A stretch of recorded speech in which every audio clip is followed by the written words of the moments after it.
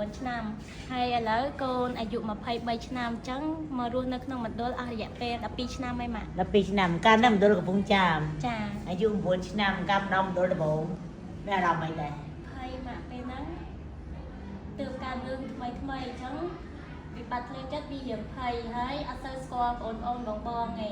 ហើយមួយទៀតទីធ្លាវាធំអត់ដែលរស់នៅអញ្ចឹងវាថ្មីហើយរយៈពេលប្រហែលខែបានចាប់ផ្ដើមសុំនៅមណ្ឌលនៅកំពង់ចាមមួយឆ្នាំបានស៊ាំហើយបានតមកនៅតុងទីបានស្គាល់ច្រើនអីទៅបានស៊ាំនឹងការរស់នៅអញ្ចឹងហើយលែងខ្លាចអ្វីគេដែលជំរុញកូនមើលអាយុ9ឆ្នាំនៅមណ្ឌលពី10ឆ្នាំអ្វីដែលជំរុញឲ្យកូនរៀនឥឡូវចប់មហាវិទ្យាល័យណាចាម៉ាក់អ្វីដែលជំរុញកូនឲ្យមានការតស៊ូរហូតដល់ចប់មហាវិទ្យាល័យទី1ការមើលងាយពីអ្នកចិត្តខាងម៉ាក់ពេលទៅលេងផ្ទះអ្នកចិត្តខាងថាអត់ឲ្យរាប់រយថាខ្ញុំហ្នឹងចង្រៃត្រូវបានគេធ្វើបាប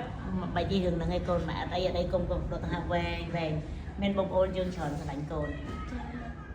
អាហ្នឹងទី1គឺរឿងដែលគេមើលងាយនៅហើយទី2តែមិនតែកូនជោគជ័យបានការលើកទឹកចិត្តពីម៉ាក់និងបងនិងបុគ្គលិកនៅក្នុងមណ្ឌលមានពីអីផ្ដែផ្ដាំទៅហើយបងប្អូនដែលគាត់ឆាប់បាក់ទឹកចិត្តទៅសម័យនេះឆាប់បាក់ណាកូនណាឆាប់បាក់ទឹកចិត្តមែនតើកូនមានពីអីផ្ដាំទៅបងប្អូនចំនួនក្រោយដើម្បីគាត់ប្រឹងដូចកូនដោយសារកូនម៉ែប្រកែខ្លាំងហ្មងព្រោះម៉ែដឹងថាកាលហ្នឹងកាលដែលកូនប្រឡងកូនរៀនហ្នឹងអង្គការយើងពេលខ្លះអត់មានលុយទេអញ្ចឹងប៉ុន្តែកូននៅតែខំនៅតែស៊ូទៀតនិយាយរួមជោគជ័យដែលបានមកពីការតស៊ូរបស់កូនច្រើនខ្លាំងតែម៉ែមានចំណែកខ្លះប៉ុន្តែបើសិនខ្លួនឯងមិនតស៊ូកូនអត់មានបានមកថ្ងៃហ្នឹងទេអញ្ចឹងកូនមានពីអីផ្ដាំទៅបងប្អូនចំណាប់ក្រោយចាម៉ាក់ជាចុងក្រោយសូមផ្ដាំឲ្យបងប្អូនធ្វើកាត់ខំប្រឹងរៀនហើយ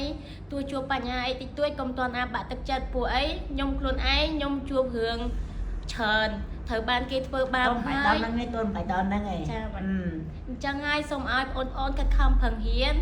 ហើយធ្វើជាក្មេងល្អនៅក្នុងសង្គមជួយសង្គមហើយពិសេសត្រូវស្រឡាញ់ខ្លួនឯងឲ្យច្រើន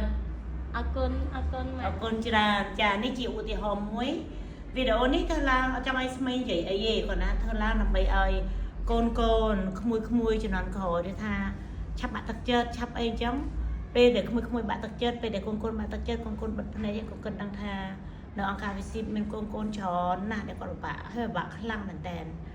តែគាត់អាចតស៊ូរហូតដល់ចប់មហាវិទ្យាល័យបានចុះរំំយើងទៀតកូនគ្មានរឿងអីណាមួយដែលយើងតស៊ូអត់បានទេខ្ញុំចឹងក្មេង32ឆ្នាំខ្ញុំដឹងថាបញ្ហាច្រើនប៉ុន្តែការខិតខំការពុះពៀឆន្ទៈនឹងគឺសំខាន់មែនតើ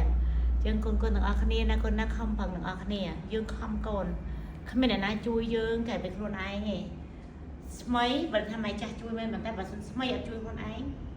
ស្មីអត់មានថ្ងៃនឹងដូចគ្នាអញ្ចឹងចូលរួមយើងអរគុណដល់បុគ្គលិកអង្គការ VC ទាំងអស់ណាហើយអរគុណដល់បងប្អូនពិសេសបានហើយមហាវិទ្យាល័យអរគុណដល់សម្ដេចពុកសម្ដេចម៉ែ